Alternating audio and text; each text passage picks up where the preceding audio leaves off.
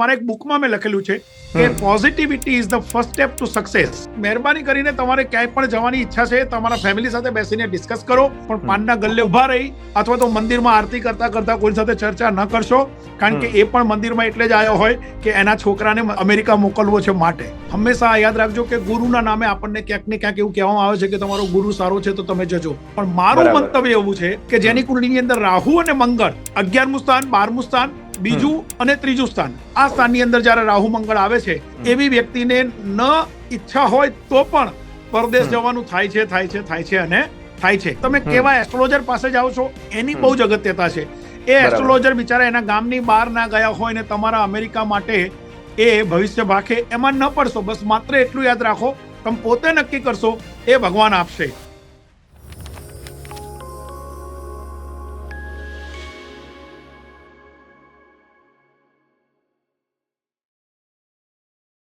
B for Bapu, A for attractive, P for presentable and U for unique. મતલબ થાય છે બાપુ.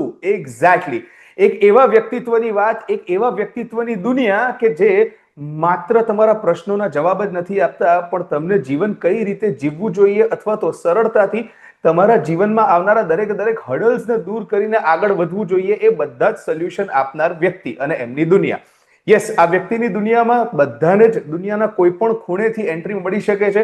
એમના પ્રશ્નો સાથે, એમના હેપીનેસ સાથે, એમના સેડનેસ સાથે, જે રીતે આવવું હોય આવો, પણ સાથે સાથે જો તમે આવશો તો આ દુનિયાથી માત્ર ને માત્ર ખુશીઓ અને તમારા પ્રશ્નોના જવાબ લઈને જશો. અને એટલા જ માટે આજે મારી સાથે છે બહુ જ અમેઝિંગ વ્યક્તિત્વ, નન અધર દેન શૈલેન્દ્રસિંહ વાઘેલાજી, એટલે કે આપણા પોતાના બાપુ. Thank you so much sir અમને ટાઈમ આપવાને માટે, અને welcome to this amazing show જ્યાં આપણે બાપુની દુનિયામાં એન્ટ્રી મારવાના છે. બ્રિલિયન્ટ, પ્રેઝન્ટેબલ, અટ્રેક્ટિવ અને યુનિક જવાબો મળવાના છે, અને તમારા પ્રશ્નો જે કંઈ તમે મને મોકલ્યા છે એના જવાબો 100% તમારા સુધી પહોંચાડવાનો પ્રયત્ન કરવાના છે. Thank you so much once again and welcome to this show. Thank you. સૌને જય માતાજી, જય શ્રી કૃષ્ણ. બસ હું એવું ઈચ્છું કે આજે આપણે રોકી, આપણા જે રોકી છે એની સાથે ધૂમ મચાવવાની છે, અને તમારા જે કંઈ પણ પ્રશ્નો તમે રોકીને મોકલ્યા છે એ બધા જ પ્રશ્નોના હું તમને સમજાય એવી રીતે સરળ ભાષામાં જવાબો આપીશ. યુઝ્યુઅલી આપણે ઇન્ડિયાની અંદર જ્યારે રહેતા હોય છે, જે લોકો નાના હોય અથવા તો સ્ટુડન્ટ્સ હોય અથવા તો યંગસ્ટર્સ હોય અથવા તો પછી પરણવા માટેની વાત હોય કે પછી પરણ્યા પછીની વાત હોય, બહુ બધા લોકો એવા નિર્ણયો લે છે કે આપણે ઇન્ડિયાની બહાર જઈને સ્થાયી થવું છે, જીવનને વધારે સેટલ કરવું છે, અને એના માટે એક મોટો પ્રશ્ન જે નડતો હોય છે એ છે વિઝા. કોઈ પણ કન્ટ્રીની વાત કરી લો, ઘણી બધી કન્ટ્રીઝ એવી હોય છે કે જ્યાં ઇઝીલી વિઝા મળી જતો હોય છે, પણ વિઝા મળ્યા બાદ જ્યારે ત્યાં વ્યક્તિઓ જતી હોય છે ત્યારે ઘણી બધી તકલીફો પડતી હોય છે. ઘણી વખત પહેલા જ સ્ટેપમાં ઘણી બધી તકલીફો પડતી હોય છે અને પાછળથી ઘણી બધી ઘટનાઓ સરળ થઈ જતી હોય છે. સો વિઝાના વિષય સાથે આજે આપણે બાપુ સાથે વાત કરવાના છે. બહુ જ અમેઝિંગ સવાલો પૂછવાના છે, પણ અમેઝિંગ સવાલો કરતા એના અમેઝિંગ જવાબો મેળવવાના છે. સૌથી પહેલો સવાલ બાપુ જે હું તમને પૂછવા માંગુ છું એ છે કે એસ્ટ્રોલોજી જીવન માટે કેટલું અગત્યનું છે? એસ્ટ્રોલોજી તમારા જીવનમાં તમને રસ્તો બતાવે છે.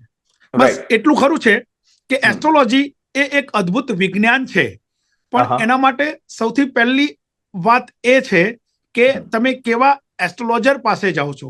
એસ્ટ્રોલોજર જો સારા હશે, એસ્ટ્રોલોજર વિદ્વાન હશે અને કોઈ પણ બાબતમાં તમને નેગેટિવ રસ્તામાં નહીં લઈ જાય તો ચોક્કસ હું તો એવું માનું છું કે એસ્ટ્રોલોજી તમને જીવન જીવતા શીખવે છે, એસ્ટ્રોલોજી તમને ભવિષ્યનો પ્લાન બનાવતા શીખવે છે, અને એસ્ટ્રોલોજી તમારા જીવનમાં સારા કાર્યો કેવી રીતે કરવા એ રસ્તો બતાવે છે. એટલે હું એવું માનું છું કે જીવનમાં એસ્ટ્રોલોજી બહુ જ અગત્યની વસ્તુ છે.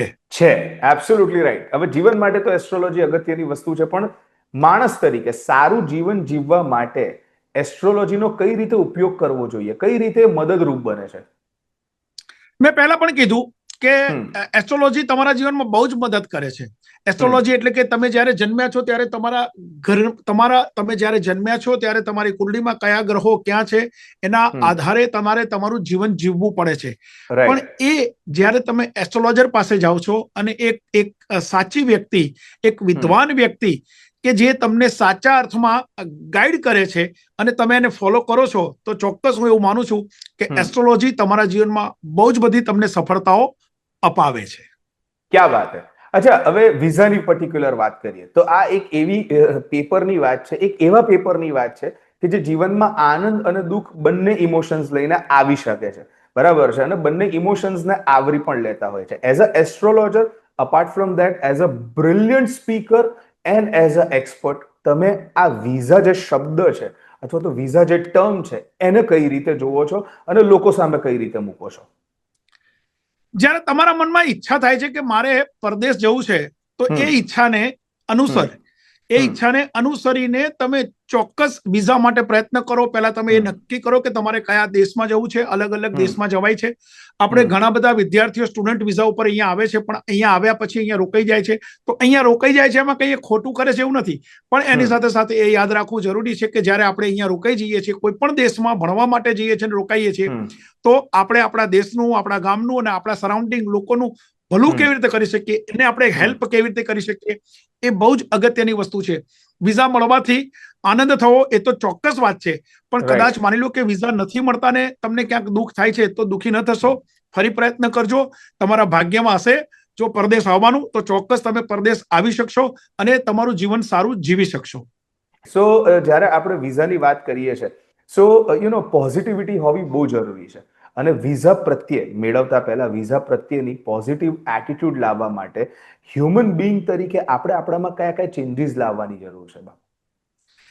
તમે જ્યારે વિઝા લેવા માટેની પ્રયત્ન કરો છો, અથવા તો તમને જ્યારે ઈચ્છા થાય છે કે મારે ક્યાંક પરદેશ કામ માટે જવું છે, પરદેશ કમાવા માટે જવું છે, પરદેશ ભણવા માટે જવું છે કે પરદેશ ફરવા માટે જવું છે, તો સૌથી પહેલા તો એ યાદ રાખજો કે કોઈ એવા ખોટા એજન્ટના ચંગુલમાં ન ફસાતા. બહુ પ્રેક્ટિકલ જવાબ આપ્યો. ચંગુલમાં ફસાયા તો એ યાદ રાખજો, એની ખીચડી પકવશે અને તમને ક્યાંક ને ક્યાંક મિસગાઈડ કરશે. એટલે પહેલા તો એ યાદ રાખજો કે વિઝા લેવા જવું છે તો તમે પોતે નક્કી કરો કે હા, ચોક્કસ હું વિઝા લેવા જઈશ અને મારે આ દેશમાં કે બીજા કોઈ પણ દેશમાં જવું છે, દેશના વિઝા મને મળશે જ અને હું ચોક્કસ જઈ શકીશ. એના માટે માત્ર આટલું કરો કે તમારી પાસે જો કોઈ માળા હોય, આવી નાની મોટી કોઈ પણ માળા, એ માળાને આવી રીતે તમે ફેરવો અને મનની અંદર ઈચ્છા કરો કે મારે આ દેશમાં જવું છે, અને એના માટે તમારા કુળદેવીનું નામ દઈને એક માળા કરશો. સાહેબ, હું ગેરંટી આપું છું કે તમને વિઝા મળશે મળશે મળશે અને મળશે. પણ એસ્ટ્રોલોજીની જો પર્ટિક્યુલર વાત કરીએ તો વિઝા માટે એસ્ટ્રોલોજી એ એકમાત્ર ઉપાય હોઈ શકે કે એના સિવાય બીજા ઘણા બધા ઉપાયો છે માર્કેટમાં? હું તો એવું કહું છું કે વિઝા માટે માત્ર એસ્ટ્રોલોજી ઉપાય છે એવું નથી. ઓકે. એસ્ટ્રોલોજરને તમે પૂછો એ જુદી વસ્તુ છે, પણ તમે કેવા એસ્ટ્રોલોજર પાસે જાઓ છો એની બહુ જ અગત્યતા છે. એ એસ્ટ્રોલોજર બિચારા એના ગામની બહાર ના ગયા હોય ને તમારા અમેરિકા માટે એ ભવિષ્ય ભાખે, એમાં ન પડશો. બસ માત્ર એટલું યાદ રાખો, તમે પોતે નક્કી કરશો એ ભગવાન આપશે. તમે સારી રીતે નક્કી કરશો તો હું હંમેશા કહું છું, મારા એક બુકમાં મેં લખેલું છે કે positivity is the first step to success. Positivity is the first step to success. તમે પોતે જેટલા પોઝિટિવ હશો એવું તમને રિઝલ્ટ મળશે. અચ્છા, જ્યારે વિઝાની વાત કરીએ તો કુંડળી, એસ્ટ્રોલોજીકલ એવા કયા કયા સાઇન્સ હોય છે કે જે કુંડળીમાં એ દર્શાવે છે કે હા, પોઝિટિવ રસ્તો છે અથવા તો સામે પ્રોબ્લેમ છે અથવા તો હડલ્સ આવે છે? મારા મતે માત્ર હું તો એટલું જ કહું છું કે આજકાલ યંગ જનરેશન, ખાસ કરીને જે લોકો, જે વિદ્યાર્થીઓ છે, અથવા તો જે લોકો સોશિયલ મીડિયા થ્રુ અથવા તો ગૂગલ દાદાને પૂછીને અથવા તો ચેટ જીપીટીમાં પૂછીને પણ એ લોકો એવું નક્કી કરે છે કે ભાઈ આપણે વિઝા માટે શું કરવું જોઈએ, કયા ગ્રહો આપણને કામમાં આવે. પણ હંમેશા યાદ રાખજો કે ગુરુના નામે આપણને ક્યાંક ને ક્યાંક એવું કહેવામાં આવે છે કે તમારો ગુરુ સારો છે તો તમે જજો. પણ મારું મંતવ્ય એવું છે, અને મારી પાસે હજારો એવી કુંડળીઓ છે કે જેની કુંડળીની અંદર રાહુ અને મંગળ સારી સિચ્યુએશનમાં છે.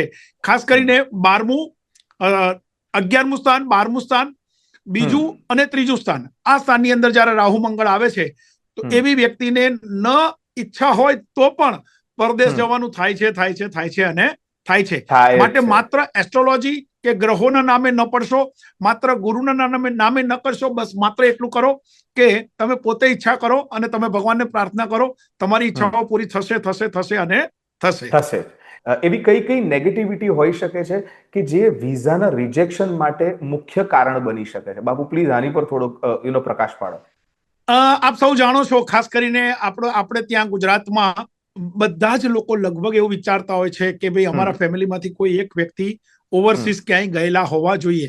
મહેરબાની કરીને તમારે ક્યાંય પણ જવાની ઈચ્છા છે તમારા ફેમિલી સાથે બેસીને ડિસ્કસ કરો અને કોઈક એવી વ્યક્તિ કે જે વ્યક્તિની આ બાબતમાં માસ્ટરી છે એની સાથે ચર્ચા કરો.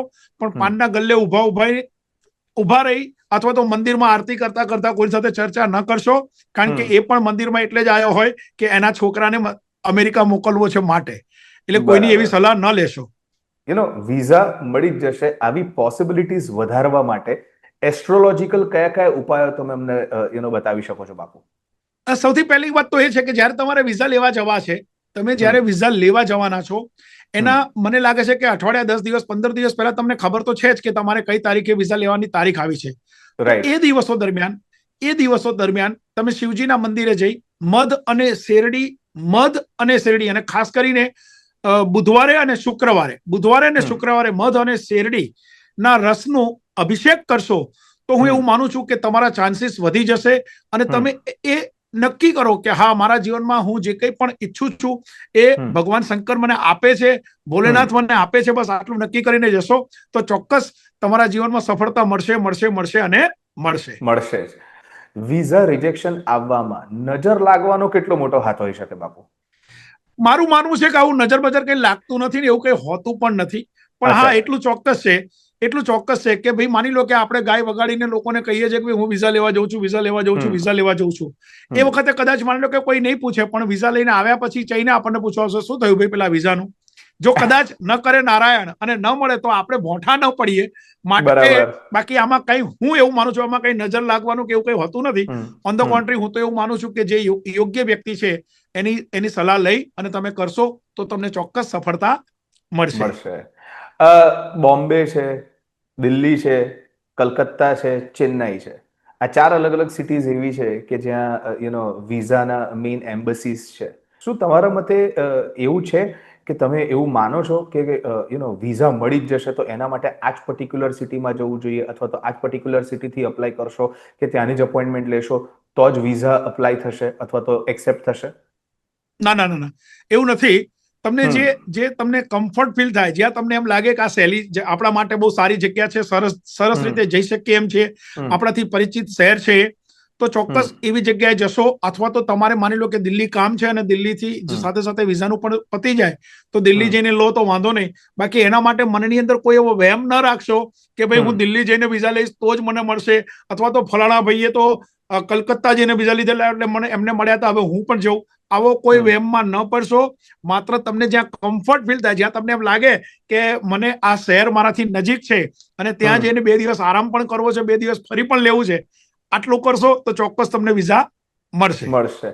વિઝા મળવા માટે એસ્ટ્રોલોજી સિવાય શું ન્યુમરોલોજી પણ એટલું જ અગત્યનું છે? તો એની પણ મદદથી ઘણા બધા કામ સરળ થઈ શકે છે, કારણ કે આજકાલ ઘણા બધા લોકો નંબર્સ પર બહુ જ ફોકસ કરે છે. પછી મોબાઈલ નંબર હોય, ગાડીનો નંબર હોય કે પછી કઈ પણ વાતનો નંબર હોય, ઇવન ઘણા વખત કાઉન્ટરનો નંબર કયો આવ્યો છે, લોકો એ પણ વસ્તુ પર ફોકસ કરતા હોય છે. તમારું શું માનવું છે બાપુ? નંબર અગત્યનો છે આપણા જીવનમાં, કારણ કે આપણે લકી નંબર્સથી ચાલીએ છીએ. જ્યારે અને અંક છે ને આપણા જીવનમાં બાળપણથી, બાળક કેટલા વાગે આવ્યો ત્યાંથી અંક શરૂ થાય, કેટલા વર્ષનો થયો, કેટલામાં ભણે છે, આ બધી જ વસ્તુ ક્યાંક ને ક્યાંક અંકશાસ્ત્ર કામમાં આવે છે. તો મેં ભૂતકાળમાં પણ લોકોને કીધું છે અને આજે પણ કહું છું કે તમારા 2 લકી નંબર્સ હોય છે. તમારી જે ડેટ ઓફ બર્થ છે એના ઉપરથી જન્મ દિવસ છે એ તારીખ, માની લો કે 1લી તારીખ છે તો 1 નંબર, 18 તારીખ છે તો 8 ને 1 9 નંબર. એવી રીતે તમારું જન્માંક, તમારો મૂળાંક અને ભાગ્યાંક, આ 2 વસ્તુને ધ્યાનમાં રાખી તમારા લકી નંબર નીકળે છે. એ દિવસોની કોઈ પણ તારીખમાં તમે વિઝા માટે તારીખ લેશો તો તમને વિઝા મળવાના ચાન્સીસ વધી જાય છે. વિઝા મેળવવા માટે શું કોઈ એવા પર્ટિક્યુલર સ્ટોન્સ છે કે જે હેલ્પફુલ થઈ શકે, કાં તો પછી શું એવા કોઈ મંત્રો છે કે જેનો જાપ કરવાથી વિઝા મળી જાય? ના, કોઈ સ્ટોન પહેરવાની જરૂર નથી વિઝા મેળવવા માટે. માની લો કે તમને મારા જેવું કોઈ એમ કે ભાઈ તમે ગુરુ પહેરો એટલે વિઝા મળી જશે, તો આ વાત ખોટી છે. અને કોઈ એમ કે ડાયમંડ પહેરો તો આ બધી જ વાતોમાં પડશો નહીં. કોઈ સ્ટોન પહેરવાની જરૂર નથી. પણ હા, જ્યારે તમારે મંત્રની વાત કરી તો તમે હું એટલું ચોક્કસ કહી શકું કે જ્યારે વિઝા લેવા માટે જાઓ છો એ પહેલા મેં તમને કીધું કે એક માળા કરવાની છે. આ માળા કરવાથી તમે પોઝિટિવ બનો છો અને પોઝિટિવિટી એ તમને સક્સેસ આપે છે. તો એ તમે તમારા કોઈ પણ તમારા કુળદેવીનું નામ દઈને પણ માળા કરી શકો. ઓમ નમઃ શિવાય, ઓમ નમઃ શિવાય, ઓમ નમઃ શિવાય બોલીને પણ માળા કરી શકો. તમે કોઈ પણ ભગવાનનું નામ જે તમે સારી રીતે બોલી શકો છો, જેની તમે ભક્તિ કરો છો, બસ એટલું કરશો તો પણ તમને વિઝા મેળવવામાં સફળતા મળશે.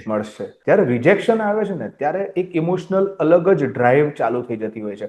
જો ન કરે ઈશ્વર વિઝાના રિજેક્શન આવે છે તો ઇમોશનલી કાબુ કઈ રીતે કરવો પોતાના મનને? આપણે બધા ઘણા બધા લોકો એવી એક માન્યતાથી પીડાતા હોઈએ છીએ કે અમાસે આ કામ ના થાય, અમાસે આ કામ ના થાય. તો અમાસે બાળકો આવતા હોય, આપણે ત્યાં બાળક જન્મ્યો હોય તો આપણે ત્યાં દવાખાનામાં મૂકીને આવીએ છીએ કે લો ભાઈ આ અમાસે બાળક આવ્યો તો હવે તમે રાખો, મોટો થાય પછી આપી જજો.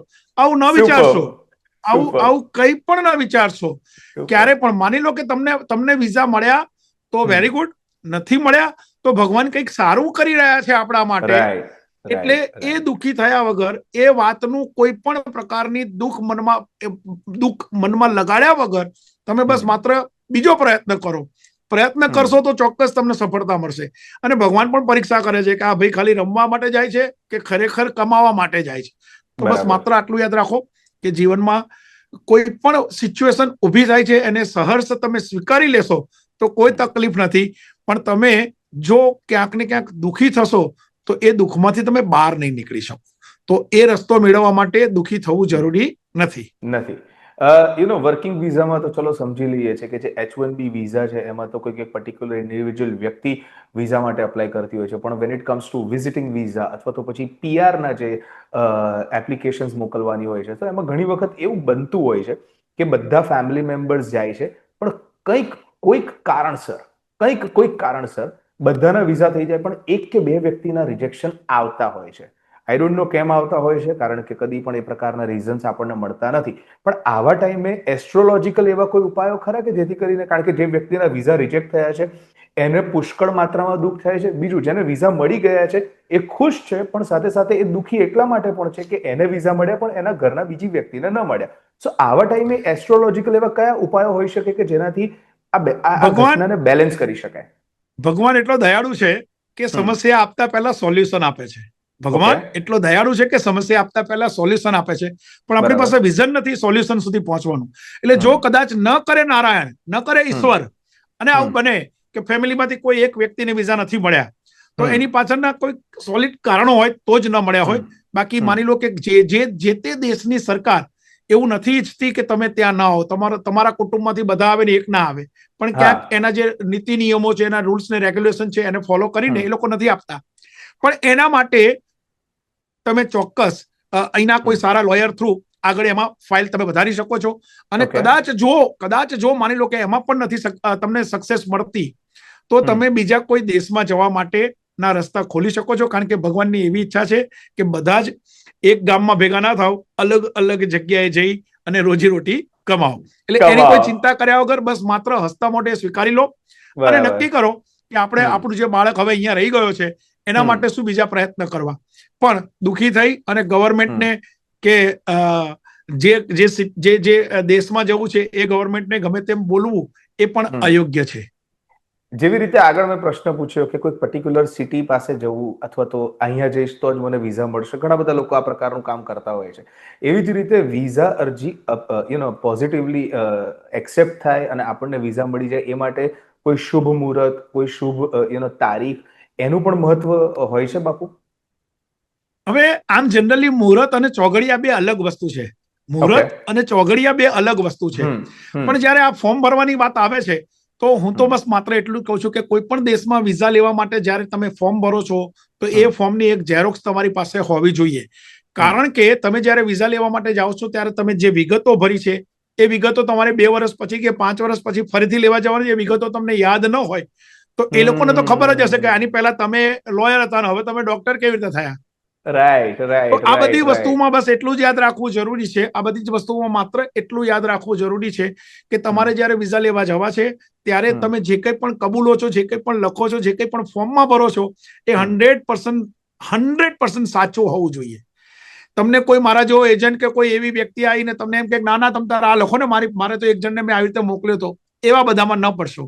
અને બસ હસતા મોઢે તમે ત્યાં જાઓ, સેજ પણ ટેન્શન લીધા વગર તમે વિન્ડો પર જાઓ અને એ જે કંઈ પણ જવાબ આપે છે હસતા મોઢે તમે જવાબ આપશો તો હું ચોક્કસ માનું છું એમને તો આપણી જરૂર છે પણ આપણે ક્યાંક ખોટું કરીએ છીએ એટલે પાછા પડીએ છીએ. તો ફોર્મ ભરતી વખતે આ બહુ ધ્યાન રાખવું એ જરૂરી છે. વિઝા મળવા પાછળ ગ્રહોની દિશા અને દશા કઈ રીતે અસર કરે છે અને એની પોઝિટિવ નેગેટિવ કઈ કઈ અસર હોઈ શકે છે બાપુ? એમાં પાછું ફરીથી હું એ જ કહું છું કે ગ્રહોની દશા અને દિશામાં ન પડશો હમ. વિઝા મેં લેવા માટે, કારણ કે તમે જ્યાં જાઓ છો એ લોકો તો ગ્રહોમાં માનતા નથી અને તમે ત્યાં જઈ રહ્યા છો પાછા. તમે જે દેશમાંથી ત્યાં જાઓ છો ત્યાં એ તો ગ્રહોમાં માનતા નથી, પાછા ત્યાં જઈને તો તમને એ બરાબર. ખબર નથી કે આજે પૂનમ છે કે અમાસ છે. હું બહુ બરાબર. બધા અમેરિકામાં બહુ બધા લોકોને ઓળખું છું. આ તો સારું છે મંદિરોનું, ખાસ કરીને સ્વામિનારાયણ મંદિરો જે અત્યારે અમેરિકાની અંદર સ્વામિનારાયણ મંદિરો આપણે આ પોતાના ધર્મને, આપણા સંસ્કારો સાચવવાનો એક અદ્ભુત પ્રયત્ન કરે છે સાહેબ. તો આ ગ્રહોના નામે કોઈક મારા જેવા પાસે જઈને કોઈ વિધિ ન કરાવશો, મારા જેવા પાસે જઈને કોઈ એવી વાતમાં ન પડશો કે એ તમને કોઈ નેગેટિવ વાત તમારા મનમાં નાખી દેશે અને તમે જ્યારે વિઝા લેવા જશો ત્યારે તમને એણે કીધું હશે કે તમને વિઝા મળવાના ચાન્સીસ ઓછા છે, તો તમે એ જ મનની અંદર એ જ વાત લઈને જશો અને તમે રિઝલ્ટ નહીં મેળવી શકો. એટલે ગ્રહોમાં ન પડશો, બસ તમે પોતે નક્કી કરો કે મારે અમેરિકા જવું છે કે મારે ઓસ્ટ્રેલિયા જવું છે કે મારે કેનેડા જવું છે અને મારે જઈ અને મારે સારી રીતે મારું જીવન જીવવું છે અને મારા દેશનું ને મારા સમાજનું સારું કરવું છે, તો ચોક્કસ ભગવાન તમને સપોર્ટ કરશે અને કરશે. હવે ઘરની અંદરથી જ ઘણી બધી ઘટનાઓની શરૂઆત થતી હોય છે. If V talk about visa, ઘરની અંદર એવા કયા પોઝિટિવ ચેન્જીસ કરવા જોઈએ અકોર્ડિંગ ટુ એસ્ટ્રોલોજી કે જેને લીધે થઈને વિઝા મળવાના ચાન્સીસ પુષ્કળ માત્રામાં વધી જાય? સૌથી પહેલા તો તમારા ઘરની અંદર જે રસોડું છે એ રસોડાની અંદર ગંદકી ન હોવી જોઈએ. બહુ જ સાચી વાત એ છે કે રસોડાની અંદર જો તમારા ઘરની અંદર ગંદકી હશે તો પણ તમને બહાર જવાના ચાન્સીસ ઓછા થઈ જશે. એની સાથે સાથે તમારા ઘરની અંદર જે પૂજા છે, પૂજાની અંદર બહુ બધા ભગવાન ભેગા થયેલા ના હોવા જોઈએ અને એ જે ભગવાનને તમે બેસાડ્યા છે ત્યાં બહુ જ સ્વચ્છતા હોવી જોઈએ. આટલું જ કરશો તો હું એવું ચોક્કસ માનું છું કે તમે જે વિચારો છો એ બધું જ તમને મળશે અને મળશે. વિઝા રિજેક્ટ થઈ ગયા, એક્ઝામ્પલ વિઝા રિજેક્ટ થઈ ગયા, હવે આપણે ફરી એક વખત વિઝાની અરજી કરવી છે, એપ્લિકેશન કરવી છે, પણ આ માટે આપણે બહુ બધી પોઝિટિવિટીની જરૂર પડતી હોય છે, કારણ કે એક વખત વિઝા રિજેક્ટ થાય છે ને ત્યારે ઘણા બધા લોકો નેગેટિવ ઝોનમાં જતા રહે છે, ઘણા બધા લોકો ડિપ્રેસ થઈ જાય છે. સો સેકન્ડ ટાઈમ જ્યારે વિઝાની અરજી કરવી હોય ત્યારે પોઝિટિવિટી કઈ રીતે લાવવી જોઈએ બાપુ? કોઈ ટિપ્સ આપો અમને પ્લીઝ. કદાચ એવું પણ બને તમે જે ઈચ્છો છો બધું જ તમને કદાચ ભગવાને નથી આપ્યું તો એનો મતલબ એ નથી કે તમે દુઃખી છો. બસ માત્ર એટલું યાદ રાખો કે જે કંઈ પણ તમને મળ્યું છે એમાંથી તમે સુખી થવાનો રસ્તો શોધો. એટલે વિઝા નથી મળ્યા અને હવે આપણે વિઝા લેવા, હા બીજી વખત વિઝા લેવા જવા છે તો ફરીથી ફ્રેશ મનમાં નક્કી કરો કે કઈ વાંધો નહીં, આ વખતે નથી આપ્યા, હવે તો મને આપશે જ. પણ તમે પોતે જ નર્વસ થઈ જશો તો તમે બારી ઉપર જઈને બોલી નહીં શકો, ને બોલી નહીં શકો તો એને તો એવા માણસો જોઈતા જ નથી કે જે બોલે નહીં. જે તમારા દેશમાં નથી ચાલતા એ અમારા દેશમાં શું ચાલશે? એટલે એના કરતા તમે ફ્રેશ થઈને જાઓ ના આ વખતે તો મને મળશે જ. અચ્છા, હવે કોઈક સામાન્ય માણસ કે જે વિદેશમાં સ્થાયી થવા માંગે છે અને એને લઈને એના બહુ બધા મુદ્દાઓ છે, એના બહુ બધા પ્રશ્નો છે, તો એ ઉકેલવા માટે કયા કયા સ્ટેપ્સ લેવા જોઈએ? કઈ રીતે આ પ્રશ્નને કે ભાઈ મારે ખાલી નોકરી કરવા માટે નથી જવું, કે મારે ખાલી ભણવા માટે નથી જવું, પણ હું ભણવા કે નોકરી કરવા માટે જાઉં છું અને ત્યાં મારી લાઈફને સેટલ કરવા માંગુ છું, તો કયા કયા પ્રશ્નો છે, મુદ્દાઓ છે કે જેને લઈને પોઝિટિવ સ્ટેપ્સ લઈ શકાય અને પ્રશ્નોનું નિરાકરણ લાવી શકાય? જેટલા પણ લોકો પોતાનો દેશ છોડીને બીજા દેશમાં ગયા છે, કોઈ પણ દેશમાં ગયા હોય, સૌથી પહેલા તો એ યાદ રાખવું કે તમારે તમારા દેશ માટે વફાદારી હોવી જોઈએ. ત્યાં આવીને અરે અહીંયા તો કેટલું સરસ છે ને ત્યાં તો તમે જોવો તો એટલી તકલીફો હતી, આ ક્યારેય ન વિચારવું જોઈએ. બીજી એક વાત કે જ્યારે પણ તમે પરદેશમાં જાઓ છો તો ત્યાંના રૂલ્સ ને રેગ્યુલેશન ને ફોલો કરો. ખાવા પીવાની અંદર બહુ જ ધ્યાન રાખો અને એની સાથે સાથે ખૂબ મહેનત કરીને તમને સફળતા મળશે જ. કારણ કે દાખલા તરીકે હું અમેરિકાની વાત કરું તો અમેરિકાનું બીજું નામ છે લેન્ડ ઓફ ઓપોર્ચ્યુનિટીઝ. તમને બહુ જ ઓપોર્ચ્યુનિટીઝ આપે છે, પણ એ ઓપોર્ચ્યુનિટીઝ ઝડપવાની તમારામાં એક તાકાત હોવી જોઈએ, એની અંદર તમારી અંદર ઈચ્છા હોવી જોઈએ કે ભાઈ મને આ ઓપોર્ચ્યુનિટી ઝડપી છે. બસ આટલું કરજો કે તમે જ્યારે બહાર જાઓ છો ત્યારે તમે સંપૂર્ણપણે તમારા પોતાનામાં વિશ્વાસ મૂકી અને તમે જે કંઈ પણ કાર્ય કરો છો એ કાર્ય બરાબર ઇન્વોલ્વમેન્ટ સાથે કરશો તો ચોક્કસ તમને સફળતા મળશે અને મળશે. અમેરિકા, કેનેડા, ઓસ્ટ્રેલિયા કે પછી બીજા કોઈ પણ કન્ટ્રીઝના નામ આપણે Europe, UK, lot of countries, બરાબર છે. સો આ બધી જ કન્ટ્રીઝની અંદર આપણે બહુ જ મહેનત કરીને પહોંચી તો જઈએ છીએ, પણ પહોંચ્યા પછી શું? પહોંચ્યા પછી એકચ્યુઅલી કયા પર્ટિક્યુલર સ્ટેપ્સ લેવાની જરૂર છે કે જે તમે હવે શરૂઆત તો થઈ ગઈ, પણ આગળ તો વધવાનું છે, તો તેમાં એ આપણને મદદ કરે. પહેલા તો તમારી લાઈફસ્ટાઈલ જે હતી ત્યાં એ ચેન્જ કરવાની છે. બરાબર. તમે અહીંયા ભાઈ માની લો કે ઇન્ડિયામાં રહેતા હતા તો ઇન્ડિયાના વાતાવરણ પ્રમાણે તમારી લાઈફસ્ટાઈલ હતી. હવે તમે જ્યારે અમેરિકામાં આવ્યા છો અથવા તો તમે બીજા દેશમાં ગયા છો, ત્યાંની લાઈફસ્ટાઈલ તમારે એના વાતાવરણ પ્રમાણે તમારી લાઈફસ્ટાઈલ ચેન્જ કરવાની છે. ત્યાંના ખાસ કરીને ત્યાં ગવર્મેન્ટના જે રૂલ્સ અને રેગ્યુલેશન છે એને આપણે ફોલો કરવાના છે. અને એની સાથે સાથે આપણા દેશનું નામ રોશન થાય, આપણા દેશનું નામ ખરાબ ન થાય, આપણને પોતાની ક્યાંય કોઈ પણ પ્રકારના કોઈ પણ એવી બાબતોમાં આપણે ફસાઈએ નહીં, એ ધ્યાન રાખી જો તમે જે કાર્ય માટે ગયા છો, જે કામ માટે ગયા છો એ કામ કરશો તો હું એવું માનું છું કે પરદેશની ભૂમિ કોઈ પણ દેશમાં ગયા હશો એ તમને ચોક્કસ સફળતા આપશે અને આપશે. કેનેડા, યુકે, યુએસએ, ઓસ્ટ્રેલિયા કે યુરોપની જેટલી પણ કન્ટ્રીઝના આપણે નામ લીધા, બરાબર છે, એ અહીંયા એવા લોકો છે કે જે લોકો એસ્ટ્રોલોજીમાં માને છે બાપુ? સાહેબ તમને એક વાત કહું, હું 54 દેશોમાં કામ કરું છું અને 54 દેશોમાં માત્ર ને માત્ર ઇન્ડિયન છે એવું નથી. અલગ અલગ લોકોના અલગ અલગ દેશોના લોકો સાથે પણ હું એસ્ટ્રોલોજી દ્વારા જોડાયેલો છું. એટલે દુનિયાની દરેક વ્યક્તિને સફળ થવું છે, દુનિયાની દરેક વ્યક્તિને સક્સેસ જોઈએ છે, દુનિયાની દરેક વ્યક્તિને કોઈ પણ પ્રકારનું દુઃખ ના આવે એવું વિચારે છે, તો એ લોકો ક્યાંક ને ક્યાંક એસ્ટ્રોલોજી દ્વારા, કોઈ એસ્ટ્રોલોજર દ્વારા પોતાને આવેલી તકલીફો દૂર થાય એવા પ્રયત્ન કર્યો છે. એટલે એવું નથી કે અહીંયાથી આવેલા ત્યાં કદાચ અમેરિકા આવેલા, ઇન્ડિયાથી આવેલા અમેરિકામાં આવીને નથી માનતા જ હોય છે.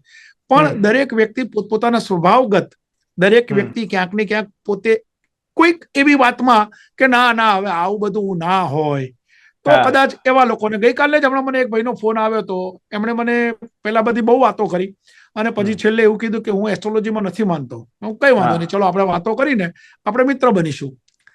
તો વાત એવી છે કે બિલકુલ પોઝિટિવ એમાં તમે કોઈ પણ પ્રકારની દલીલ કર્યા વગર તમે આવું કરશો તો હા, ભગવાનમાં એવું છે, અમારે ત્યાં મંદિરો છે તો મંદિરોમાં લોકો આવે છે તો કેટલા ટકા લોકો ભજન માટે આવતા હશે, ત્યાં ભોજન માટે વધારે આવે છે. તો ઇટ્સ ઓકે, એના ભાગ્યનું આપણે જમતા આવીશું. એના ભાગ્યમાં ભગવાનની એવી ઈચ્છા હતી કે એને જમાડવા માટે આપણને જમાડે છે, તો એને પણ સહર્ષ સ્વીકારી લો. એટલે આવી બધી વાતમાં નહીં પડવાનું. જે લોકોને એસ્ટ્રોલોજીમાં રસ છે વેલકમ, જે લોકોને નથી રસ એ છાનામાના વિડીયો જોઈ લે છે. તમે સમજ્યા?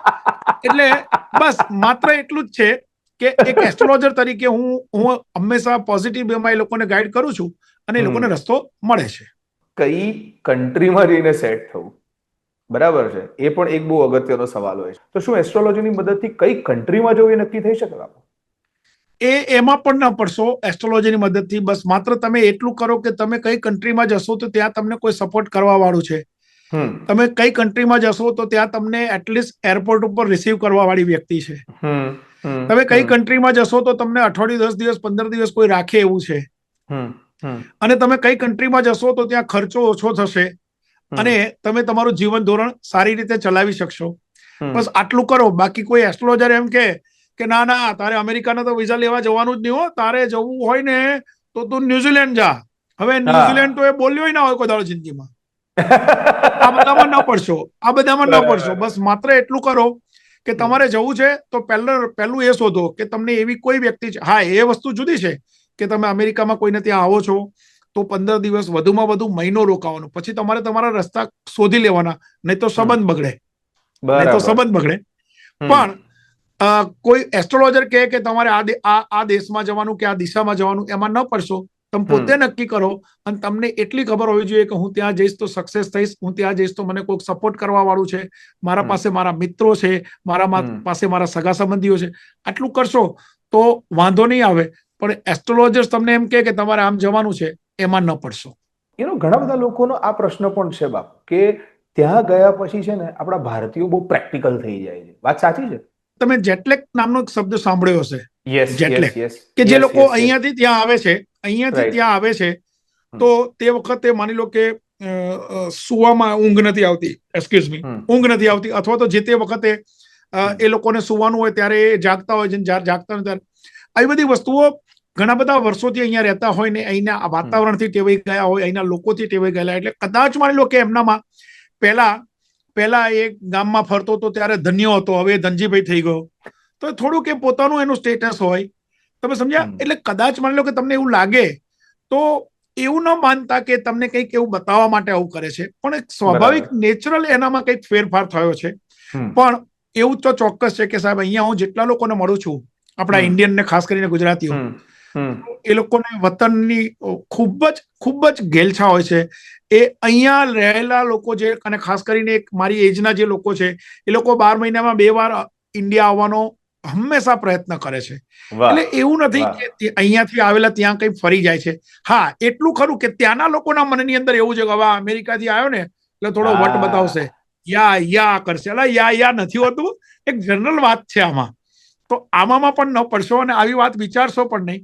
આવનાર વ્યક્તિને ક્યારે તમે અંડર એસ્ટિમેટ ના કરશો કે હવે ત્યાંથી આવી ગયો છે એટલે આવું હશે, એવું નથી હોતું. હા, ઠીક છે, એના પહેરવેશમાં કદાચ માની લો કે વધારે સમય રહ્યા હોય તો એની બોલીમાં આવું થોડોક ફરક પડ્યો હોય તો ઇટ્સ ઓકે, પણ એને સ્વીકારો. તમારા પોતાના જ વ્યક્તિ છે અને તમારા માયલા જ છે, એટલે એવી કોઈ પણ વાત કર્યા વગર સીધા એને સ્વીકારી લેશો તો ચોક્કસ આજે ને તો કાલે તમારે ત્યાં આવવાનું થશે ને ત્યારે એ જ માણસ સપોર્ટ કરશે.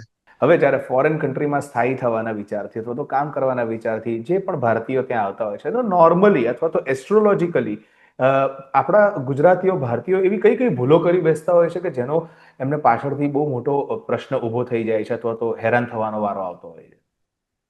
આમ તો આ પર્સન્ટેજ, આ તમે જે વાત કરીને એમાં પર્સન્ટેજ બહુ જ ઓછા હોય છે. ઓકે. કે આપણા ગુજરાતીઓ કોઈ ભૂલો કરતા હોય એવું બહુ જ ઓછું બને. પણ છતાંય કોઈક યંગસ્ટર્સ ખાસ કરીને જે અહીંયા ભણવા આવ્યા હોય અથવા તો જે બાળકો ત્યાં જન્મ્યા હોય ને મા બાપની સાથે પછી એ 5-7 વર્ષના થઈને ત્યાં આવ્યા અને ત્યાં આવીને એમને ભણવાનું ચાલુ કર્યું, તો એટલું યાદ રાખવાનું કે એ લોકો જેની સાથે મિત્રતા કરે છે એ મિત્રો એવા ન હોવા જોઈએ.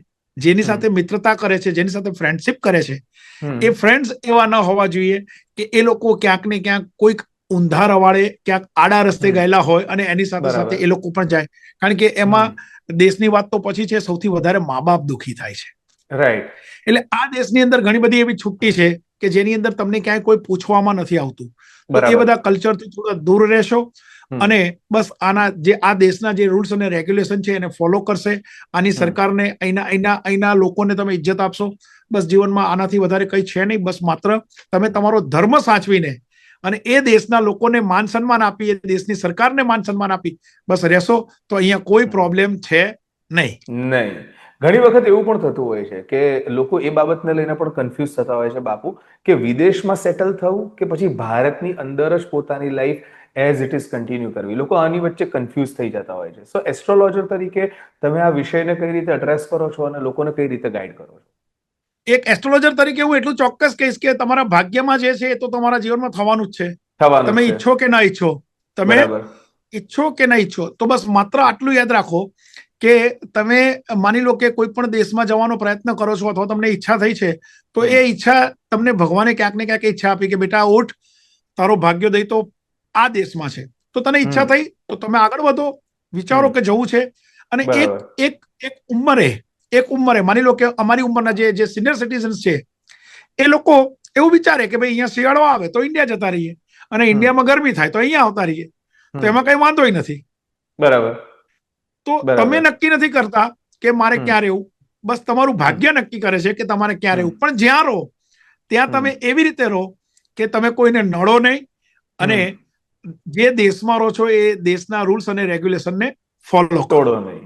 Absolutely right. અચ્છા, ઘણી વખત એવું પણ બનતું હોય છે કે યંગ સ્ટુડન્ટ્સ જ્યારે ભણવા માટે ફોરેન આવતા હોય છે, હવે જોઈન્ટ ફેમિલીમાં રહ્યા હોય, મા બાપે બહુ જ કેર કરી હોય, એમને બહુ જ સાચવ્યા હોય, હાથમાં થાળી આપી હોય, જમવાનું આપ્યું હોય. ઘણી મમ્મીઓ તો પોતાના બાળકોને એટલો પ્રેમ કરતી હોય છે કે ભલે મોટા થઈ જાય તેમ છતાંય જાતે કોળીઓ બનાવીને મોંમાં ખવડાવતી હોય છે કે ખા દીકરા કે ખા દીકરી. પણ આવા વ્યક્તિઓ જ્યારે ફોરેન કન્ટ્રી આવતા હોય છે ત્યારે ઘણી વખત એ લોકો હોમ સિકનેસ પ્રકારની સિચ્યુએશનને ફેસ કરતા હોય છે, તો બીજા ઘણા બધા ઇન્ટરનલ ક્વેશ્ચન્સથી લડતા હોય છે. સો આવા સ્ટુડન્ટ્સ માટે જે લોકો ઘરને બહુ મિસ કરે છે એ લોકોને કઈ રીતે ગાઈડ કરશો બાપુ? ખાસ કરીને હવે તો એ જમાનો આવી ગયો છે કે આપણે વિડીયો કોલથી પણ એકબીજાને મળી શકીએ છીએ, એટલે હોમ સિકનેસના હવે પ્રોબ્લેમો ઓછા થઈ ગયા છે. હોમ સિકનેસના હવે પ્રોબ્લેમો ઓછા થઈ ગયા છે. પણ છતાંય તમને કદાચ નહીં ખબર હોય, તમે નાના હશો ત્યારે જે મા બાપ પોતાના બાળકોને હોસ્ટેલમાં ભણવા મોકલતા ને એ છોકરાઓ બહુ પ્રેક્ટિકલ હતા. એટલે તમે ક્યાંય પણ એવું ન વિચારશો કે તમે જયારે તમારા બાળકોને બીજા દેશમાં મોકલો છો તો એ દેશમાં આપણે માં અહીંયા ગરમ ગરમ જમવાનું બનાવીને આપતા હતા, ત્યાં કદાચ માની લો કે એવું બને તો એનો મતલબ એ થયો કે એ છોકરા ઘડાશે. એના જીવનમાં, બરાબર. અને એના બરાબર. પછીની જનરેશનને એ સારું જીવન આપી શકશે. હમ. શું તમે માનો છો કે ભાઈ માની લો કે હું આખી જિંદગી મેં મારી ગામડામાં કાઢી અને હવે મારા બાળકોને પણ ગામડામાં, ના, આપણે બધા જ એવું ઈચ્છીએ છીએ કે આપણે આપણા બાળકોને સારું ભણતર આપીએ, સારી જગ્યા આપીએ, રાઈટ. મોટું પ્લેટફોર્મ આપીએ. હમ. તો આ બધી વાતમાં મા બાપને પણ કહું છું, દુઃખી ન થશો, કારણ કે છોકરાઓ આજકાલના બહુ જ પ્રેક્ટિકલ હોય છે. અને છોકરાઓ માટે પણ એટલી ચોક્કસ છે કે જો કદાચ તમને ક્યાંક એવું લાગે કે તમને ઘરની બહુ યાદ આવે છે, હોમ સિકનેસ જેવું ફીલ થાય છે, તો જે જગ્યાએ તમે રહો છો એ જગ્યાના કોઈ પણ એરિયામાં મંદિરમાં રામ પરિવાર એટલે રામચંદ્રજી ભગવાન, લક્ષ્મી ભગવાન, સીતાજી માતા અને હનુમાનજી, રામ પરિવારની મૂર્તિ હોય ત્યાં જઈને પગે લાગજો અને બસ એટલું જ કહેજો કે હે ભગવાન, મારું કુટુંબ સહી સલામત રહે અને મારા મા બાપના આ જીવન આશીર્વાદ રહે ને હું આ જીવન મારા કુટુંબની સેવા કરી શકું એટલી શક્તિ. એવી જ રીતે શંકર ભગવાનનો પરિવાર હોય ત્યાં જઈને તમે દર્શન કરશો તો પણ તમારી અંદર એક પ્રકારની એવી એનર્જી આવશે કે તમે એ નેગેટિવિટીમાંથી બહાર નીકળશો. ક્યાં વાત છે. આપણે બધા જેટલા પણ ગુજરાતીઓ છે અથવા તો ભારતીયો છે હંમેશા મહેનતુ લોકો રહ્યા છે. કદી કોઈ ઘરે બેસી રહેવા વાળું વ્યક્તિ જોયું નથી. હંમેશા એમને મહેનત કરવી છે, જીવનમાં આગળ વધવું છે, પરિવારને સક્સેસફુલી આગળ વધારવો પણ છે. પણ ઘણી વખત તેમ છતાંય આપણા વચ્ચેના જ અમુક લોકોમાં એવા સિમ્ટમ્સ અથવા તો એવા ચિહ્નો જોવા મળ્યા છે કે વિઝાની વાત હોય અથવા તો ક્યાંક સ્થાયી થવાની વાત હોય, એમને બધું હડલ ફ્રી જોઈએ છે, એકદમ અડચણ વગર જ બધું સેટ થઈ જાય. સો ઘણી વખત તમને એવું લાગે છે કે લોકોને સ્ટ્રગલ ફ્રી જિંદગી જોઈએ છે અથવા તો પછી બધું ઇઝીલી સ્મૂથલી પતી જાય એમાં જે લોકોને રસ હોય છે, ફાઇટ બેક કરવા વાળો.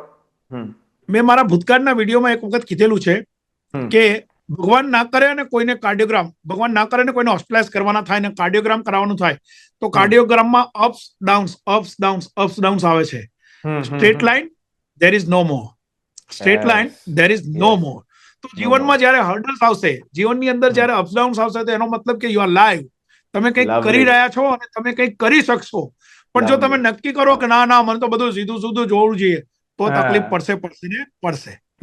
ફોરેન મૂવ થયા પછી એવી કઈ કઈ મુશ્કેલીઓ પડતી હોય છે કે જેથી કરીને તકલીફોનો સામનો કરવો પડે, પણ એ જે તકલીફો પડતી હોય છે ફોરેન મૂવ થયા પછી, સો એના માટે શું ઉપવાસ રાખવા જોઈએ? કયા કયા પ્રકારના ઉપવાસ રાખવા જોઈએ જો રાખવાની વાત છે તો?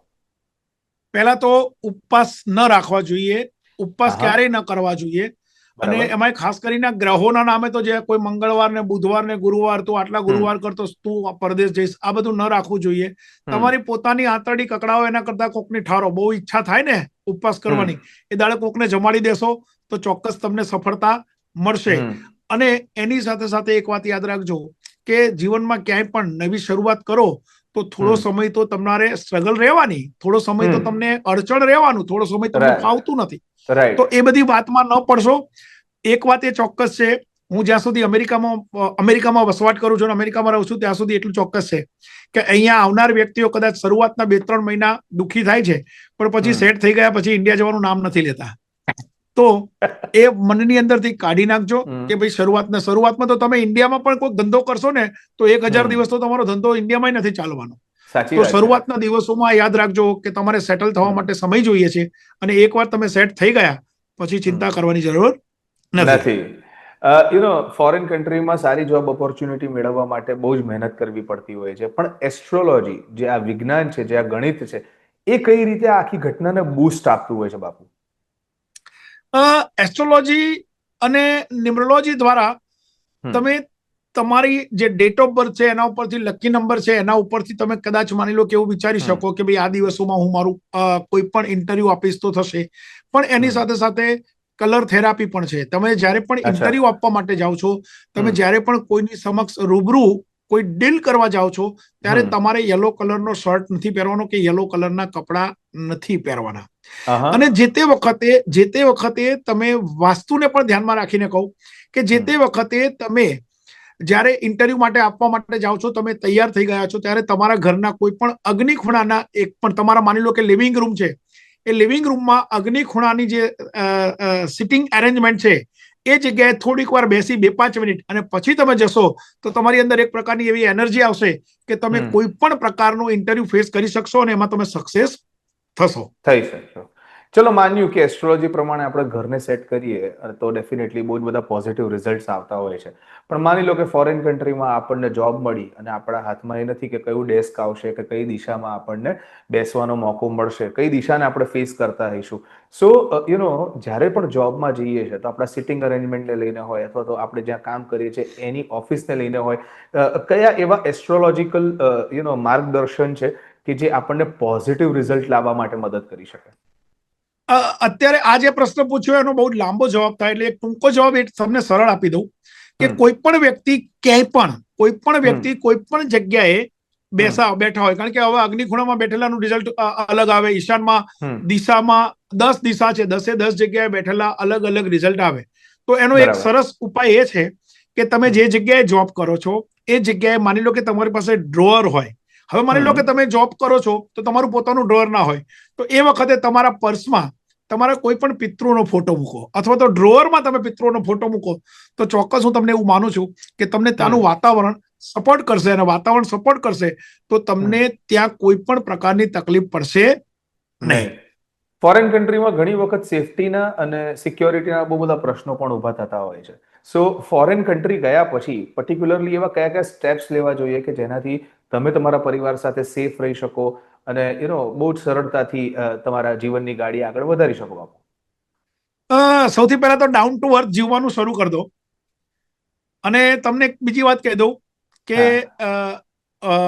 માની લો કે તમે ત્યાં ઇન્ડિયામાં તમે સરસ સ્ટાર્ચ કરેલા કપડાં પહેરી શકો છો, ઇસ્ત્રી બહાર કરાઈને કરી શકો છો. અહીંયા આ બધી વ્યવસ્થા ઓછી હોય છે, એટલે દરેક વ્યક્તિ બસ નોર્મલ જીવન જીવે, જીભા જોડી ઓછી કરવી, અને ખાસ કરીને કોઈની પણ સાથે સીધી આંખ નહીં મિલાવવાની. તમારી સામે કોઈ એક એવી વ્યક્તિ છે કે જે વ્યક્તિ તમારી સામે જોવે છે તો તમે એની સામે આંખ ના મિલાવો. તમે આંખ મિલાવશો તો એ રિએક્શન આપશે. અચ્છા. તો આને હવે એસ્ટ્રોલોજીથી નથી જોડતો, આને જીવન જીવવાની કળા છે કે તમે અથવા તો તમે તમારા સમાજ સાથે જોડાયેલા રહો, તમારા ધર્મ સાથે જોડાયેલા રહો. આ બધું કરશો તો આવા પ્રોબ્લેમો આવવાની શક્યતા ઓછી થઈ જશે. ઘણી બધી વખત ફોરેન કન્ટ્રીઝમાં જઈએ છીએ તો આપણને આંધળો વિશ્વાસ હોય છે કે આપણો ગુજરાતી તો મળી જ જશે, ભારતીય તો મળી જ જશે. પણ ઘણીવાર એવું બનતું હશે કે શરૂઆતના અમુક મહિનાઓ દરમિયાન આપણને કોઈ ગુજરાતી કે ભારતીય ના મળે, ત્યારે ખરેખર અંદરથી છે ને એક આમ અલગ પ્રકારની સેડ ફિલિંગ આવતી હોય છે, અથવા તો મળી પણ જતા હોય છે. સો એ પ્રકારના લોકોનું જે સર્કલ બને છે અથવા તો નથી મળી રહ્યું, આ સિચ્યુએશનને કઈ રીતે મેનેજ કરવી જોઈએ? તમે જ્યારે માની લો કે કોઈ પણ સિટીમાં કે કોઈ પણ ટાઉનમાં કે કોઈ પણ એરિયામાં તમે સેટલ થાવ છો અને તે વખતે તમે એવું ઈચ્છો છો કે ભાઈ મને તમે કોઈ ગુજરાતી મને મળી જાય તો સારું, અથવા તો કોઈ ઇન્ડિયન મળી જાય તો સારું. એના માટે બસ માત્ર આટલું કરવાનું છે કે તમે જ્યારે સૂવો છો ત્યારે તમારી ચાદર વ્હાઈટ કલરની હોવી જોઈએ. તમારી ચાદર વ્હાઈટ કલરની હોવી જોઈએ, અને એ વ્હાઈટ કલરની ચાદર ઉપર તમે જ્યારે સૂવો છો તે વખતે તમારા મનમાં રાત્રે સૂતા પહેલા વિચાર આવવો જોઈએ કે કાલે તો મને કોઈ ઇન્ડિયન અથવા તો કાલે તો મને કોઈ ગુજરાતી મળશે જ. વાહ સાહેબ, આવા હજારો લોકો ઉપર એક્સપેરિમેન્ટ કર્યા પછી કહું છું, જો આટલું કરશો ને તો તમને બીજા દિવસે તમારી જે ઈચ્છા છે એ પૂરી થશે અને થશે. ઘણા બધા લોકોને છે ને માત્ર જોબનો જ મોહ નથી હોતો, ફોરેન ગયા પછી લગ્નનો પણ પુષ્કળ મોહ રહેતો હોય છે. અને એટલા જ માટે એવા લોકો માટે તમે શું સલાહ આપો છો કે જેમને ફોરેન એટલા માટે જવું છે કે ત્યાં જઈને લગ્ન થઈ શકે અને ત્યાં જઈને સેટ થઈ જવાય? અહીંયા આવીને લગ્ન કરવા એ કઈ ખોટું નથી, કારણ કે અહીંયા ઘણા બધા એવા ફેમિલી છે કે જેના દીકરા દીકરી હજી આજે પણ ઇન્ડિયન સંસ્કારો સાથે જીવે છે. તો કદાચ માની લો કે તમને એ ચાન્સ મળે અને તમારા ભાગ્યમાં માની લો કે અહીંયા આવીને ઇન્ડિયન દીકરા સાથે પરણવાનો ચાન્સ મળે તો ખોટું નથી. અને હું એવું નથી કહેતો કે ઇન્ડિયન દીકરા દીકરી સાથે તમારા જીવનમાં કદાચ માની લો કે ક્યાંક કોઈક એની પણ વ્યક્તિ તમને મળે, પણ એટલું યાદ રાખવું એ જરૂરી છે કે કોઈ પણ છોકરા સાથે લગ્ન કરતા પહેલા એ વિચારો એનું કુટુંબ કોણ છે અને મારા કુટુંબ સાથે, કારણ કે તમે જયારે કોઈની સાથે લગ્ન કરો છો ને ત્યારે કોઈ વ્યક્તિ સાથે નથી કરતા, તમે આખા કુટુંબને અપનાવો છો. એ તમારે કુટુંબ એ પ્રકારનું હોવું જોઈએ કે જે તમારા મા બાપને પણ સાચવી શકે, તમે પણ એના મા બાપને એટલી જ ઇજ્જત આપી શકો. બસ આટલું કરશો તો લગ્ન જીવનમાં ક્યારેય કોઈ પ્રોબ્લેમ નહીં થાય. ઘણી વખત બાળકો પહેલા પહોંચી જતા હોય છે અને પછી કારણ કે ફેમિલી પ્રત્યેનો એમનો મોહ પુષ્કળ હોય છે, સો મમ્મી પપ્પા હોય કે ભાઈ બહેન હોય, પાછળથી એ લોકોને પણ યુએસ કે પછી યુકે કે પછી કેનેડા કે પછી ઓસ્ટ્રેલિયા પોતાની સાથે બોલાવી લેવાનો એમનો પ્લાન રહેતો હોય છે. એસ્ટ્રોલોજીકલી આપણે કયા એવા સૂચનો આપી શકીએ અથવા તો એડવાઇસ આપી શકીએ કે જેનાથી આ ઈચ્છાઓની પણ પૂર્તિ થઈ શકે? બસ માત્ર મેં તમને કીધું એ પ્રમાણે રામ પરિવારની પૂજા કરો, શંકર ભગવાન, પાર્વતીજી, ગણપતિજી, કાર્તિકેય, આવું એક પરિવારનું ક્યાંક ફોટો હોય તો એની તમે પૂજા કરો. તમે તમારા કુળદેવીની પૂજા કરો. શક્ય હોય તો મંગળવારે હનુમાનજીના દર્શન કરવાનું રાખો, હનુમાન ચાલીસા બોલવાનું રાખો. આટલું કરો તો ચોક્કસ તમને તમારા મા બાપને અને તમારા કુટુંબને સાથે રહેવાનો ચાન્સ મળશે. ઘણા બધા યંગસ્ટર્સ જ્યારે સ્ટુડન્ટ વિઝા પર ત્યાં આવતા હોય છે ત્યારે એ લોકોને બહુ બધા માર્ગદર્શનની, ગાઈડન્સની જરૂર પડતી હોય છે, કારણ કે એ લોકોની ઉંમર પણ નાની હોય છે, એક્સપિરિયન્સ પણ ઓછો હોય છે અને બીજું નવી જગ્યાએ આવતા હોય છે ત્યારે નવા લોકોનો અનુભવ ન હોવાને કારણે ઘણીવાર લોકો ભૂલો કરી બેસતા હોય છે. સો સ્ટુડન્ટ વિઝા પર જેટલા પણ લોકો ત્યાં ભણવા માટે આવે છે, બાળકો અથવા તો દીકરીઓ જે આવે છે, એ લોકો માટે તમારી શું એડવાઇસ છે બાપુ? એ લોકોએ માત્ર એ જ વિચારવાનું છે કે મારું કુટુંબ ક્યાં છે અને મારા કુટુંબે કેવી રીતે મને અહીંયા ભણવા માટે મોકલ્યો છે, એના માટે મારા મા બાપે કેટલી મહેનત કરી છે.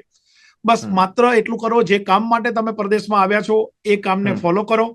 જે કામ માટે તમે જે ભણવા માટે આવ્યા છો તો તમે એ નક્કી કરો કે ભાઈ મારે ભણવું છે અને ભણીને મારું પોતાના કુટુંબનું સારું થાય, મારા પોતાના કુટુંબનું કલ્યાણ થાય એવું કરવું છે. પણ કોઈ એવા ફ્રેન્ડ સાથે મળીને કોઈ એવી વસ્તુ ન કરશો કે જેનાથી દેશ વિરોધી કોઈ કાર્ય થયું હોય અને પછી તમારે અને તમારા મા બાપને સહન કરવું પડે. અચ્છા, ઘણી વખત બાળકો બહુ સક્સેસફુલી પહોંચી જતા હોય છે, એમના કરિયર પણ સેટ થઈ જતા હોય છે, પણ તેમ છતાંય ભારતમાં રહેતા એમના જે પેરેન્ટ્સ છે અથવા તો એમના જે રિલેટિવ્સ છે એમને સતત પોતાના બાળકોની ચિંતા રહેતી હોય છે અને એ ચિંતા ગમે તેટલા સોલ્યુશન આપી દો અથવા તો ગમે તેટલી વખત એમને ગાઈડ કરી લો પણ તેમ છતાં એમની ચિંતા જતી નથી હોતી. સો આવા પેરેન્ટ્સ કે જે લોકો સતત ચિંતામય રહેતા હોય છે પોતાના બાળકો કે જેઓ ફોરેનમાં રહે છે, ભણે છે અથવા તો નોકરી કરે છે, એ લોકો, એ પેરેન્ટ્સ માટે તમારી શું એડવાઇસ છે બાપુ? એ પેરેન્ટ્સને ખાલી એટલું કરવાનું કે જ્યાં જ્યાં અનાથ આશ્રમો છે એ લોકો જ્યાં રહે છે એની આજુબાજુમાં કે એના સરાઉન્ડિંગ એરિયામાં જ્યાં પણ અનાથ આશ્રમ છે, વન્સ ઇન અ વાઇલ અથવા તો એમના બાળકોની જ્યારે બર્થડે આવે તે વખતે અનાથ આશ્રમોમાં જઈ અને બાળકોને જમાડવા જોઈએ. બરાબર. એ બાળકોને જરૂરિયાત વસ્તુનું દાન કરવું જોઈએ. જો આટલું કરશે તો એ લોકોના મનની અંદરથી એક જે છુપો ડર છે એના બાળકો માટેનો એ દૂર થશે અને એ લોકો કમ્પેર કરી શકશે કે ભાઈ મારા બાળકો ખૂબ સારી સિચ્યુએશનમાં છે અને એના જીવનમાં કોઈ તકલીફ નથી કારણ કે એની ઉપર મા બાપની છત્રછાયા છે. અચ્છા, ઘણા બધા પેરેન્ટ્સ એવા પણ હોય છે કે જેમના બાળકો હજી સ્કૂલમાં ભણી રહ્યા છે અને એમની એવી ઈચ્છા છે કે મારું બાળક મોટું થાય અને પછી એ ફોરેન ભણવા જાય. એવા પેરેન્ટ્સ માટે એવા કયા કયા રસ્તાઓ હોઈ શકે કે જેને ફોલો કરીને, જેનું પાલન કરીને એમની આ ઈચ્છાની પૂર્તિ થઈ શકે? જે બાળકોને જે મા બાપને એવી ઈચ્છા છે કે પોતાના બાળકોને પરદેશ ભણવા મોકલવા છે, એટલે સૌથી પહેલા તો પોતે મા બાપ પોતે નક્કી કરે. બાજુવાળાનો છોકરો ગયો છે એટલે મારો છોકરો મોકલવો છે એ વાત ન હોવી જોઈએ. અમારી દેરાણીનો છોકરો ગયો એટલે જેઠાણીનો જોવો જોઈએ કે જેઠાણીની છોકરી ગઈ એટલે દેરાણીની જેવી જોઈએ એ વાત ન હોવી જોઈએ. વાતમાં માત્ર કે તમને પોતાને એવું લાગે કે અમારા બાળકોમાં એ આવડત છે, અમારા બાળકોમાં એ ટેલેન્ટ છે, અમારા બાળકોમાં એ સ્કિલ છે, સારું ભણી શકે છે, એ લોકોને આપણે જ્યાં રહીએ છીએ એનાથી મોટું પ્લેટફોર્મ આપવું છે તો ચોક્કસ તમે તમારા બાળકોને પરદેશ મોકલો. દેખાદેખીમાં નથી મોકલવાના, પણ એની સાથે સાથે જ્યારે આ બધી જ વસ્તુઓ એનામાં છે તો એટલું યાદ રાખો કે દીકરો જે રૂમમાં સૂવે છે એ રૂમના વાયવ્ય ખૂણામાં સુવડાવો અને દીકરી જે રૂમમાં સૂવે છે એ રૂમના વાયવ્ય ખૂણામાં સુવડાવો, સૂર્ય તરફ પગ રાખીને. તો હું ચોક્કસ માનું છું કે પરદેશ જવાના એમના ચાન્સીસ વધી જશે અને ભવિષ્યમાં એ પરદેશ જઈને એક સેલિબ્રિટી બનશે. વાહ વાહ, ક્યા બાત હે. અચ્છા, પણ એવું બી બનતું હશે ને બાપુ કે અમુક લોકો ગમે તેટલી મહેનત કરી લે અથવા તો ગમે તેટલા દાવેદાર હોય પણ તેમ છતાંય એમના જીવનમાં વિદેશ જવાનો યોગ નથી એટલે નથી, કોઈ પણ કારણસર કંઈક પણ થાય છે ને એમનાથી વિદેશ જવાનું જે પોસિબલ થવું જોઈએ નથી થઈ રહ્યું. તો આવા સમયે એ લોકો પોતાના મનને અથવા તો જે વિચલિત વિચારો છે એને કઈ રીતે કંટ્રોલમાં રાખી શકે છે? આ પાછું ફરીથી એ વાત આવી કે માની લો કે કોઈ ટ્રક ચલાવે છે, એને આપણે પૂછીએ કે ભાઈ તમે સીધી ટ્રક ચલાવી? ના ભાઈ, પેલા હું સાયકલ શીખ્યો, સ્કૂટર શીખ્યો. હવે માની લો કે પરદેશ જવાના યોગ નથી તો એને પરદેશ જવાની ઈચ્છા કેમ થઈ? તો કે ભાઈ એના ફલાણા ભાઈ અમેરિકા છે, ફલાણા ભાઈ યુકે છે ને, એટલે હવે માની લો કે ત્યાં નથી જવાતું તો એવી જગ્યાએ જાઓ કે જ્યાં એરાઇવલ વિઝા હોય. એક વખત એવી જગ્યાએ જાઓ તો તમારું ભાગ્ય ખુલી જશે, પછી તમને આપોઆપ ત્યાં જવાના ચાન્સ મળશે. બીજો એક સવાલ એવો પણ છે કે ઘણી વખત એવું બનતું હોય છે કે આખી જિંદગી પરિવાર સાથે પેરેન્ટ્સે ફાઇલ મૂકેલી છે ફોરેન જવા માટે, અને એક એવો સમય આવે છે કે બાળકો નાનાથી મોટા થઈ જાય છે, એમના લગ્ન કરવાની ઉંમર થઈ જાય છે અને પેરેન્ટ્સની ઉંમર વધી જાય છે. સો આવા ટાઈમે અથવા તો ઘણા વખત તો ગ્રેન્ડ ચિલ્ડ્રન પણ આવી જતા હોય છે. સો ઓલ્ડ એજમાં ખરેખર ફોરેન જવું જોઈએ કે પછી ઇન્ડિયામાં જ રહેવું જોઈએ? કારણ કે જે મેક્સિમમ નંબર્સ ઓફ ટાઈમ હતો જીવનનો એ તો તમે ઇન્ડિયામાં પસાર કરી નાખ્યો. હવે ફોરેન જઈને કોઈ મતલબ ખરો કે ના, પોઝિટિવ થઈને જતા રહેવું જોઈએ? પરદેશ જવાનો ચાન્સ મળે તો હું તો એવું માનું છું કે જવું જોઈએ. કારણ કે જે લોકો પણ આવી વાત કરે છે એ લોકોને આપણે પૂછવાનું તમે કયા ગામના, તો કે ભાઈ અમે તો આણંદ પાસે એક નાનું ગામ છે ને તાના. તો આણંદ થી તમે અમદાવાદ આવ્યા, નાના ગામથી તમે આણંદ તમારા મા બાપ લાયા, તો હવે તમે ત્યાંથી આગળ જાઓ. એટલે કદાચ માની લો કે કોઈ પણ ઉંમરે તમને જયારે ઈચ્છા થાય કે અમારે ત્યાં જવું છે તો ચોક્કસ જજો. પણ એટલું યાદ રાખજો કે જે દેશમાં જાઓ એ દેશના વાતાવરણ પ્રમાણે તમે જીવી શકો છો કે નહીં, એ દેશને ત્યાં ગયા પછી એ દેશની સંસ્કૃતિ અપનાવી, આપણા દેશની સંસ્કૃતિ ભૂલવાની નહીં એ શરતે જાઓ. અહીંયા આવ્યા પછી પણ તમે પરદેશમાં પણ અત્યારે ઘણા બધા મંદિરો છે, ઘણી બધી એવી પ્રવૃત્તિ છે કે જે આપણા ઇન્ડિયન લોકો ત્યાં નથી કરી શકતા એટલું અહીંયા કરે છે. તો જો હું તો એવું માનું છું કે કોઈ પણ ઉંમરે જયારે ચાન્સ મળે તો એ ચાન્સ છોડશો નહીં. ના ફાવે તો આપણે પાછા આપણા ઘેર જતા રહીશું, આપણને કોણ રોકવાનું છે?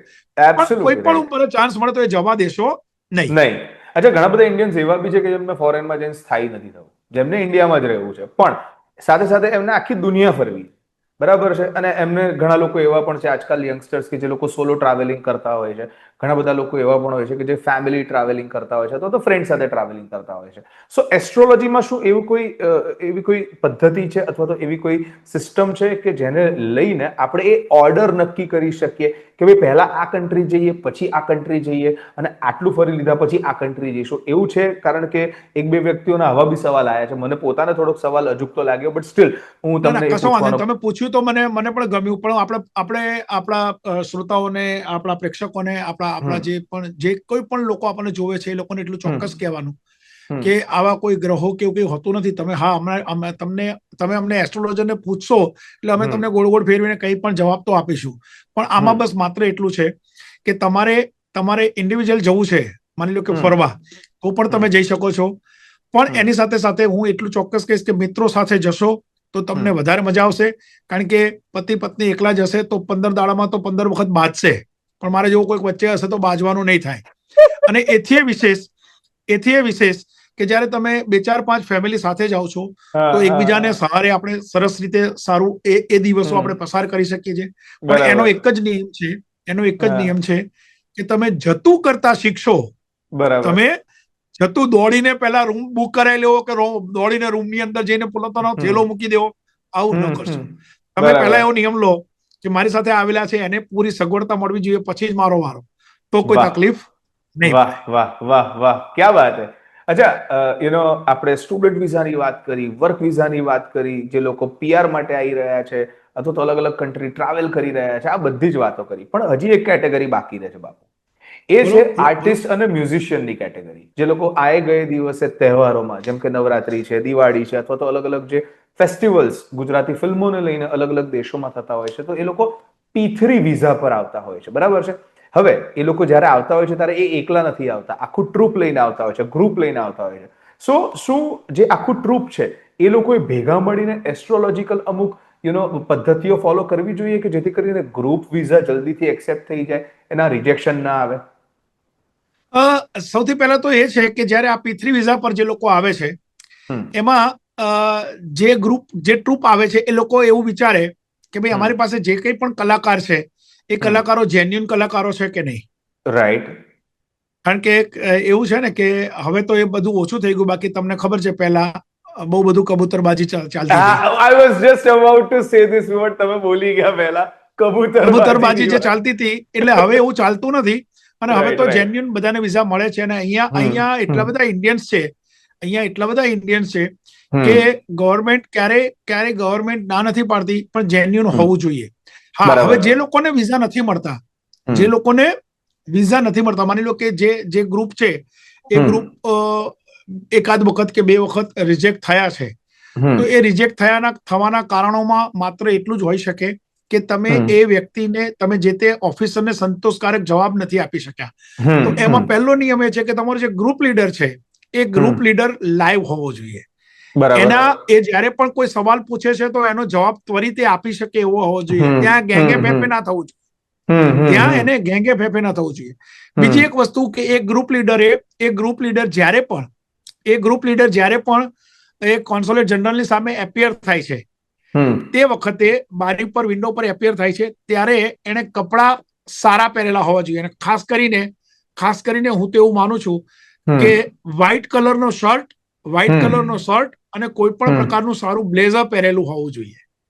અને એ વ્યક્તિ પણ લાઈવ દેખાતી હોવી જોઈએ. એટલે સામેવાળા ઓફિસરને એમ થવું જોઈએ ક્યાં વાત યાર આ મારા દેશમાં જશે લોકોને મજા આવી જશે એવું થવું જોઈએ. પણ એ પોતે ઢીલો ઢપ જાય અને એને જેવા કપડા પહેરેલા હોય તો પેલાને એમ થાય કે આ શું કરવાનું.